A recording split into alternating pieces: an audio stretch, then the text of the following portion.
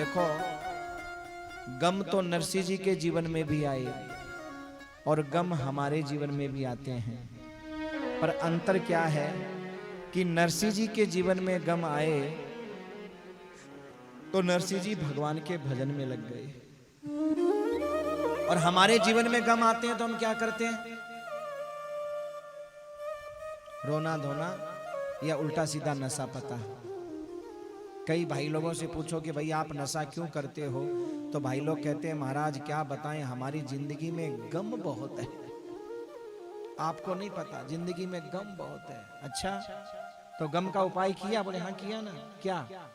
बोले गम भुलाने के लिए रम पीते हैं। वारे होशियार चंद। हाँ, कई लोग कहते हैं महाराज हम नहीं पिए तो नींद नहीं आती। क्यों? जिंदगी में गम बहुत है। देखो, पहली बात तो इसको पीने से कोई गम भूलता नहीं है, पहली बात। और दूसरी बात, कोई भूल भी जाए तो कितनी देर के लिए, कितनी देर के लिए। हाँ, पहली बात तो कोई भूलता ही नहीं है। उल्टा पीने के बाद और ज्यादा बकता है आदमी। जो नहीं बकना चाहिए वही बक देता है, अनकंट्रोल हो जाता है, कंट्रोल ही नहीं रहता। मैं बोल के आ रहा हूं। हाँ, तो ये गम भूला या गम बढ़ गए? है?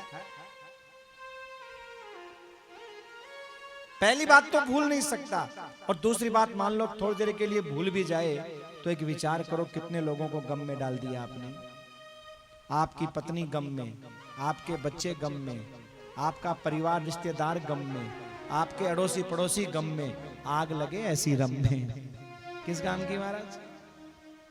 अच्छा, चाहे कितना भी प्रतिष्ठित व्यक्ति क्यों न हो, वो काला पानी पीने के बाद किसी के पास बैठता है ना, तो अगर उसका साथी है तो ठीक है, उसके स्टाफ का है तो ठीक है, और बाकी दूसरा होगा तो महाराज उठ के चल देगा वहां से महाराज।